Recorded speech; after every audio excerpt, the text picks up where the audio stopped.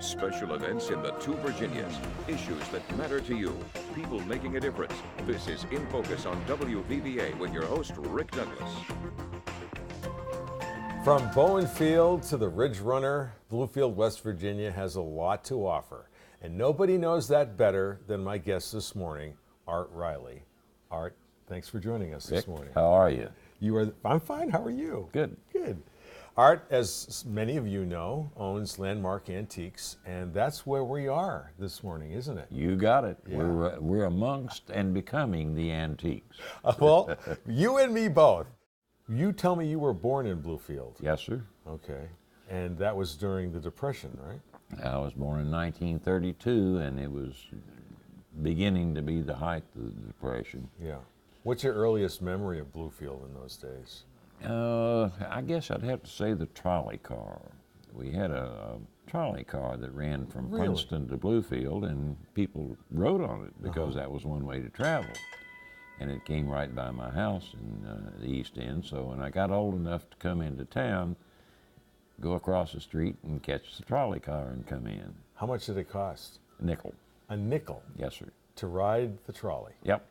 Was coal a big deal even in those days, or did that come along later? Coal has always been very prominent in our area here. And largely because of the rails? With the rails and, well, it's kind of a chicken and egg thing. They found the coal, then they had to figure out a way to get it out of here.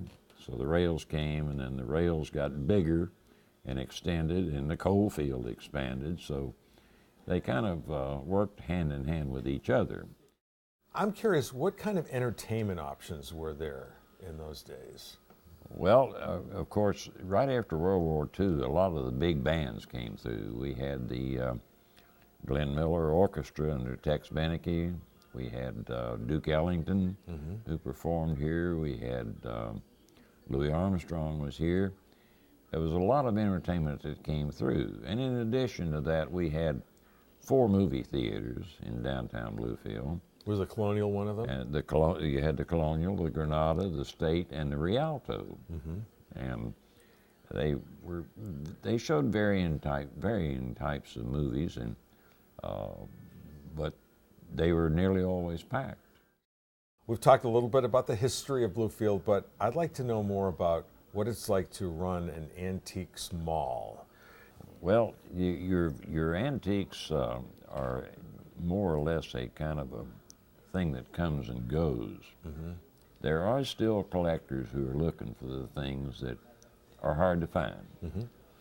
And one of our best questions when a customer comes in the door is, see if you can't find something you can't live without. Antiques are not something you get up in the morning and say, I've got to go to the antique store and buy an antique. You're an antiquer and a shopper, or you're not. Right.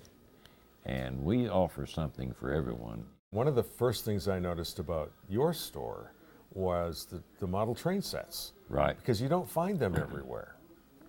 We're rather unique in that I know of one other model train store in West Virginia that is about the size of ours, and it's in the metropolitan areas. And in Roanoke there's one, but basically speaking, we've got a better selection of model trains and accessories than anybody that I've been in. I'm a collector. Yeah. You must be a collector. Oh, So absolutely. what is it that interests you when you go into an antique store? To me, the unusual interests me. Things like Murano glass, which is a strange kind of glass. That's from Italy. Yep. Yep. And coins interest me to a degree. We have a coin department here. Has it been a good investment for you to run this store or no? There's been some years it's been a great investment, and there's been some years when it was the proverbial black hole. So you just kind of take your chances with it. Well, my feeling is that the people who are most successful shopping antiques are treasure hunters at heart. Absolutely. Yeah. You're looking for that one find. All right. Well, look, as one treasure hunter to another, thank you so much. Rick, thank you. It's been a we pleasure. Appreciate it.